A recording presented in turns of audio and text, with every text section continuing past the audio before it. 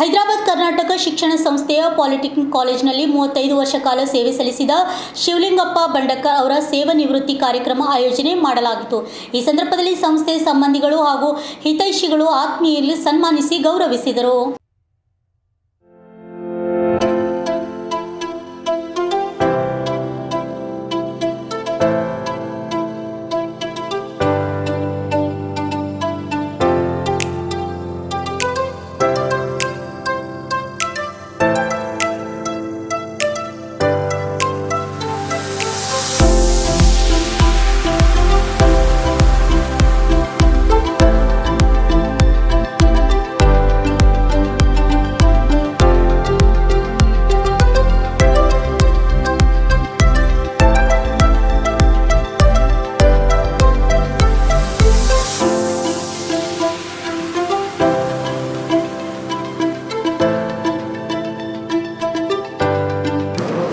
ಓಂ ಶ್ರೀ ಗುರು ಬಸವಲಿಂಗಾಯ ನಮಃ. ವೇದಿಕೆ ಮೇಲೆ ಆಸನರಾಗಿರುವಂಥ ನಮ್ಮ ಕಾಲೇಜಿನ ಪ್ರಾಚಾರ್ಯರು ಮಲ್ಲಿಕಾರ್ಜುನ್ ಬಬ್ಲಿ ಸರ್ ಅವರಿಗೆ ಸ್ವಾಗತ ಕೋರುತ್ತಾ, ಅದೇ ರೀತಿ ಕಾಲೇಜಿನ wise principal Sangamesh Neela sir ಅವರಿಗೂ ಸ್ವಾಗತ ಕೋರುತ್ತಾ, ಅದೇ ರೀತಿ ನಮ್ಮ ಕಾಲೇಜಿನ ಭಾಳ ಹಿರಿಯರು ಉಗ್ಲಿ ಸರ್ ರಿಟೈರ್ಡ್ ಆದರೂ ಇನ್ನು ನಮ್ಮ ಸಂಘಟ ಅವರು ಇಷ್ಟು ವರ್ಷದಾಗಿನ ರಿಟೈರ್ಡ್ ಅಂಬೋದೇ ಕಾಣುತ್ತಿಲ್ಲ.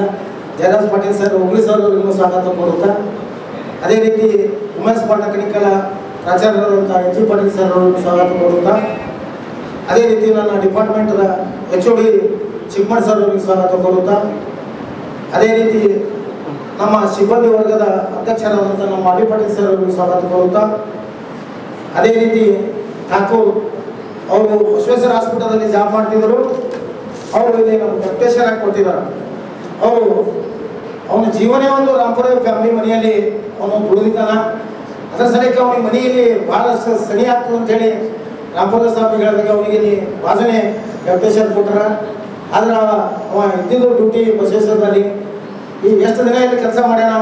ಆದ್ರೂ ಇಲ್ಲಿ ನಮ್ಮ ಜೊತೆಯಾಗಿ ಒಂದು ವಯಸ್ಸು ಅಷ್ಟು ಕಾಲ ಇದು ಆದ್ರೂ ಕೂಡ ಪಾಪ ಒಂದು ಭಾಳ ಒಳ್ಳೆಯ ರೀತಿಯಿಂದ ನಮ್ಗೆ ಕೆಲಸ ಮಾಡ್ಯಾನ. ಅವನಿಗೂ ಸ್ವಾಗತವನ್ನು ಕೋರುತ್ತೀನಿ. ಅದೇ ರೀತಿ ನನ್ನ ಬ್ಯಾಂಕಿನ ಒಂದು ಬಸವೇಶ್ವರ ಬ್ಯಾಂಕಿನ ಅಧ್ಯಕ್ಷರಾದಂಥ MD ಪಾಟೀಲು, ಅದೇ ರೀತಿ ವೈಸ್ ಪ್ರೆಸಿಡೆಂಟ್ ಆದಂಥ ಬಾಬುಗೌಡ ಪಾಟೀಲು, ಅದೇ ರೀತಿ ನನ್ನ ಸಹಪಾಠಿಗಳಂಥ ಎಲ್ಲ ನಿರ್ದೇಶಕರನ್ನು ಸ್ವಾಗತ ಕೋರುತ್ತಾ, ಅದೇ ರೀತಿ ನಮ್ಮ ಬಸವರಾಜ ಮಾಲಿ ಸರ್ DCC ಬ್ಯಾಂಕಿನ ಮಾಜಿ ಅಧ್ಯಕ್ಷರು, ಅದೇ ರೀತಿ ವೀರಶೈವ ಲಿಂಗಾಯತ ಪತ್ತಿನ ಸಹಕಾರ ಸಂಘದ ಅಧ್ಯಕ್ಷರು, ನನ್ನ ಆತ್ಮೀಯ ಭಾಳಷ್ಟು ಗೆಳೆಯರು, ನಮ್ಮ ಯಾವ ಕೆಲಸಕ್ಕೆ ಭಾಳ ಅವರು ಯಾವಾಗಲೂ ಓದಿ ನಮ್ಮನ್ನು ಇವತ್ತಿಗೂ ಕೂಡ ಏನಾರು ಹೇಳೋದಂತ ಅದನ್ನು ಅವರು ಅರ್ಧ ರಾತ್ರಿ ನಮ್ಮ ಜೊತೆಯಾಗಿರೋರು. ನನ್ನ ಜೊತೆಯಾಗಿ ಭಾಳಷ್ಟು ಜನ ಈಗ ಒಂದು ರಿಟೈರ್ಡ್ ಆಗಿದ್ದಾರೆ. ಜಪ್ಪಂಪತಿ ಮಾಮ ಅವರಲ್ಲಿ, ನಾವು ಅಲ್ಲಿ ಹಿರಿಯರಲ್ಲಿ, ರಟಗಲ್ ಸರ, ಇವರೆಲ್ಲ ಅವರು ನಮ್ಮ ಜೊತೆಯಾಗಿ ಎಂದು ಪಾಲಿಟೆಕ್ನಿಕಲ್ ಹುಟ್ಟಿದೆ ಅವಾಗ ನಡೆದಿದ್ರು. ಈಗಲೂ ಇವತ್ತು ಅವರು ಎಲ್ಲ ನಾವು ಯಾವುದೇ ಒಂದು ಸಣ್ಣ ಫಂಕ್ಷನ್ ಇದ್ದರೂ ಕರೆದ್ರು ಕಾಲೇಜ್ಗೆ ಎಲ್ಲ ರಿಟೈರ್ಡ್ ಆದಂಥ ಜನ ಏನು ಬರ್ತಾರಲ್ಲ, ಅದು ಭಾಳ ನಮ್ಗೆ ಹೆಮ್ಮೆ ಅಂತ ವಿಷಯ. ಆದ್ರೂ ಯಾವಾಗಲೂ ನಾವು ಕಾಲೇಜ್ ಏನಾರು ಒಂದು ವಿಷಯ ಇದ್ರೂ ಕೂಡ ಪಾಪ ಅವ್ರು ಬಂದು ಹಿರಿಯರು ನಮ್ಗೆಲ್ಲರಿಗೂ ಆಶೀರ್ವಾದ ಮಾಡ್ತಾರೆ. ಅವರಿಗೂ ಕೂಡ ಸ್ವಾಗತ ಕೋರುತ್ತಾ, ಅದೇ ರೀತಿ ನನ್ನ ಪಾಲಿಟೆಕ್ನಿಕಲ್ ಎಲ್ಲ ಸಿಬ್ಬಂದಿ ವರ್ಗದವರಿಗೂ, ಅಣ್ಣ ತಮ್ಮಂದಿರಿಗೂ ಮತ್ತು ನನ್ನ ಭಾಳಷ್ಟು ಅಕ್ಕ ತಂಗಿಯವರು ನನ್ನ ಸಂಘಟ ಜೊತೆಯಾಗಿ ಅಪಾಯಿಂಟ್ಮೆಂಟ್ ಆಗಿದ್ದರು. ಈಗ ಮೊನ್ನೆ ಒಬ್ಬರೇ ಮೇಡಮ್ ಅವರು ರಿಟೈರ್ಡ್ ಆಗಿದ್ದಾರೆ, ಟೆಂಗಳಿ ಮೇಡಮ್ ಅವರು ಆಗಿದ್ದಾರೆ. ಇಂದ ಭಾಳಷ್ಟು ಜನ ರಿಟೈರ್ಡ್ ಆಗಿದ್ದಾರೆ. ಇತ್ತೀಚೆಗೆ ಸುಷ್ಮಾ ಮೇಡಮ್ ಅವರು ಒಬ್ಬರು ರಿಟೈರ್ಡ್ ಆಗಿದ್ದಾರೆ. ಅವರು ಭಾಳಷ್ಟು ಜನ ನನ್ನ ಸಿಬ್ಬಂದಿ ವರ್ಗದವರು ಭಾಳಷ್ಟು ನನಗೆ ಒಂದು ಸಾಥ್ ಕೊಟ್ಟು ಇದು ಮಾಡಿದ್ದಾರೆ. ಅವ್ರಿಗೂ ಕೂಡ ಅವರಿಗೆ ಧನ್ಯವಾದಗಳು. ಅದೇ ರೀತಿ ಹೈದರಾಬಾದ್ ಕರ್ನಾಟಕ ಶಿಕ್ಷಣ ಸಂಸ್ಥೆ ಅಧ್ಯಕ್ಷರಾದ ಪರಮ ಪೂಜ್ಯ ಡಾಕ್ಟರ್ ಮಾದೇವಪ್ಪ ರಾಮಪುರಿ ಹಾಗೂ ಮತ್ತು ಮಾತೋಶ್ರೀ ತಾರಾಬಾಯಿ ಮಾದೇವಪ್ಪ ರಾಮಪುರಿ ಅವರನ್ನು ನೆನಪಿಸಿಕೊಳ್ಳುತ್ತಾ, ಮಾತೋಶ್ರೀ ನಮ್ಮ ಬಂಡಕ ಕುಟುಂಬದ ಹಿರಿಯ ಸದಸ್ಯರಾಗಿದ್ದರು. ನಮ್ಮ ಇಡೀ ಕುಟುಂಬವನ್ನು ಉದ್ಧಾರ ಮಾಡಿದ ಆ ತಾಯಿಯವರು ಡಾಕ್ಟರ್ ಮಾದೇವಪ್ಪ ರಾಮಪುರಿ ಅವರು ಹೈದರಾಬಾದ್ ಶಿಕ್ಷಣ ಸಂಸ್ಥೆ ಸ್ಥಾಪಿಸಿ ಲಕ್ಷಾಂತರ ವಿದ್ಯಾರ್ಥಿಗಳು ಉದ್ಯೋಗ ಸಿಗಿಸುವಲ್ಲಿ ರಾಮಪುರಿ ಅವರು ಜೊತೆಯಾಗಿ ಸಹಕಾರ ಕೊಟ್ಟಂಥ ಅವರ ಒಂದು ಫ್ಯಾಮಿಲಿಯವರು ಭಾಳಷ್ಟು ಅವರು ಮಾಡಿದ್ದಕ್ಕೆ ನಾನು ಈ ಸಂಸ್ಥೆ ಪಾಲಿಟೆಕ್ನಿಕಲ್ನಲ್ಲಿ ಕಾಲೇಜಿನಲ್ಲಿ ನೌಕರಿ ಮಾಡಿ ಆರಾಮವಾಗಿ ನೆಮ್ಮದಿಯಿಂದಲೇ ಇರಬೇಕಾದ್ರೆ ಅವರ ಆಶೀರ್ವಾದ ಮತ್ತು ಅವರ ಪುಣ್ಯದಿಂದಲೇ ಅವರು ಹೇಳಬೇಕಾಗುತ್ತದೆ. ನನಗನ್ನು ಬಹಳಷ್ಟು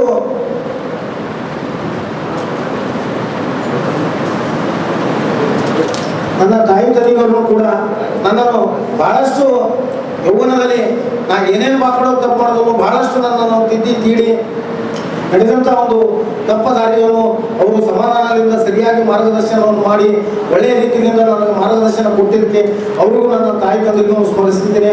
ಅದೇ ರೀತಿ ನನ್ನ ಪ್ರಾಥಮಿಕ ಪ್ರೌಢಶಾಲೆ ಇರುವಾಗ ನಾನು ಇದ್ದ ಒಂದು ದೊಡ್ಡ ಒಂದು ಸರಿಯಾದ ಶಾಲೆ ಎಲ್ಲಿ ಓದ್ತಿದ್ರೂ ಕೂಡ ಶಾಲೆಗೆ ಹೋಗುವ ಇಂಟ್ರೆಸ್ಟ್ ಬಹಳಷ್ಟು ನನಗೆ ಕಲಿಯಿತು. ಆದರೂ ಕೂಡ ನನಗೆ ನನ್ನ ಗುರುಗಳಾದರೂ ಎಲ್ಲರೂ ತಿದ್ದಿ ತೀಡಿ ಅಕ್ಷರ ಕಲಿಸಿ ಇಂದು ಈ ಸ್ಥಾನಕ್ಕೆ ಇರಬೇಕಾದರೂ ನನಗೆ ಒಂದು ಕಲಿಸಿದ ಗುರುಗಳಿಗೂ ಹಾಗೂ ಮತ್ತು ಈ ಸಂದರ್ಭದಲ್ಲಿ ನನ್ನನ್ನು ಆ ಗುರುಗಳು ಹೇಳಿಕೊಟ್ಟಿದ್ದಕ್ಕೆ ನಾನು ಈ ಒಂದು ದೊಡ್ಡ ಸ್ಥಾನಕ್ಕೆ ಬರಲಿಕ್ಕೆ ಒಂದು ಕಾರಣ ಆಗಿದೆ ಅಂತ ಅವರಿಗೂ ಒಂದನ್ನು ಕಳಿಸ್ತೀನಿ. ಅದೇ ರೀತಿ ನಾನು 10ನೇ ತರಗತಿ ಪಾಸ್ ಆದಾಗ ನಾನು ಅವಾಗ ಫಸ್ಟ್ ಆದಂಥ ITI ಮಾಡಬೇಕಂತ ನನ್ನ ಕಾಯಸ್ ಭಾಳ ಇತ್ತು. ಅವಾಗ ITIದಲ್ಲಿ ನಾನು ಗೌರ್ಮೆಂಟ್ ITIದಲ್ಲಿ ನಾನು ಹಾಕಿದಾಗ ಅವರು ನಾ ಇಂಟರ್ವ್ಯೂದಲ್ಲಿ ಒಂದೇ ಒಂದು ಪರ್ಸೆಂಟೇಜ್ನಿಂದ ನನ್ನ ಇಂಟರ್ವ್ಯೂ ಫೇಲ್ ಆಗಿಬಿಟ್ಟ. ಆ ಇಂಟರ್ವ್ಯೂದಲ್ಲಿ ನನ್ನ ಕಾರ್ಮಿಕ ಮಂತ್ರಿಗಳಂತ SP ಕಾಕಾ ಸರ್ ಅವರು ಆ ಮೀಟಿಂಗ್ನಲ್ಲಿ ಆ ಬೋರ್ಡ್ ಮೆಂಬರ್ಗಳಿದ್ರು. ಏನು ಸರ್ ನಾ ಹೊರಗಡೆ ಬಂದು ಕೇಳ್ದ, ಏನು ಸರ್ ನನಗೇನು ITI CT ಆಗಲಿಲ್ಲ, ಯಾಕೆ ಹಿಂಗಾಯ್ತು ಅಂತ ಕೇಳಿದ್ರು. ಹೌದಾ ನಿಮ್ಗೆ ಹತ್ತಿಲ್ಲ ಅಂತೇಳಿ ಅದು ಮರುದಿವಸ ಕಾಯ್ತಾಯಿರಲಿಲ್ಲ ಅಂತ ಬನ್ನಿ. ಅದೇ ರೀತಿ ನೆಕ್ಸ್ಟ್ ಡೇ ನನ್ನ ತಂದೆ ಕರ್ಕೊಂಡೋಗಿ ನಾ ಕಾಕಾ ಸಾಹೇಬ್ ಹೇಳಿದ ನೋಡಿ ಸರ್ ನಾವು ಮಾಡೋದಿತ್ತು ನಾನು ITI ಮಾಡ್ತೀನಿ, ನಾ ಬೇರೆ ಏನೂ ಮಾಡೋದಿಲ್ಲ ಅಂತ ಹೇಳಿದ್ರು. ಕಾಕಾ ಸಾಹೇಬ್ರು ಹೇಳಿದ್ರು ಲ್ಯಾಂಡ್ಲೈನ್ ಭಾಳ ಇತ್ತು. ಅವರು ಕಾರ್ಮಿಕ ಮಂತ್ರಿಗಳಿದ್ದರು. ಅವಾಗ PGRC KSRTC ಮಿನಿಸ್ಟರ್ಗಳಿದ್ದರು. ಅವ್ರಿಗೆ ಲ್ಯಾಂಡ್ಲೈನಿಂದ ಅವ್ರು ಫೋನ್ ಮಾಡಿ ಹೇಳ್ಬಿಟ್ಟು ಅವ್ರಿಗೆ ನನ್ನನ್ನು ಹುಡುಗ ಭಾಳ ಆತ್ಮೀಯರಿದ್ದಾನ, ಒಂದೇ ಒಂದು ಪರ್ಸೆಂಟೇಜಲ್ಲಿ ಒಂದು ರಿಜೆಕ್ಟ್ ಆಗ್ಯಾನ, ಒಂದು ಮಿನಿಸ್ಟರ್ ಕೋಟಾದಲ್ಲಿ ಒಂದು ಇವರಿಗೆ ಕೊಡೋಕ್ಕೆ ಒಂದು ಹಣವಿದೆ, ನೀವು ಒಂದು ದಯಮಾಡಿ ಈ ಹುಡುಗರಿಗೆ ಒಂದು ನಿಮ್ಮ ಕೋಟಾದಲ್ಲಿ ಒಂದು ಇವನಿಗೆ ಶೀಟ್ ಕೊಡ್ಬೇಕಂತೇಳಿ ಅವರು ಲ್ಯಾಂಡ್ಲೈನ್ದಾಗ ಹೇಳಿದ್ರು. ಒಂದು ಲೆಟರ್ನೂ ನಾನು ಕೊಟ್ಟರು. ಅವ್ರು ನನಗೆ ಹೇಳಿದ್ರು ಮುಂಜಾನೆ, ನೋಡಪ್ಪ ನಿನಗರ ಈಗ ನಾನು ಲೆಟರ್ ಕೊಟ್ಟಿನಿ, ಇದು ತೊಗೊಂಡು ಬೆಂಗಳೂರಿಗೆ ಹೋಗ್ಬಿಡು ಅಂತ. ಏನು ಸರ್ ನಾ ಈಗ 10ನೇ ವಯಸ್ಸ, ನಾ ಬೆಂಗಳೂರೇ ನೋಡಿಲ್ಲ ಅಂತ ಹೇಳೋಣ.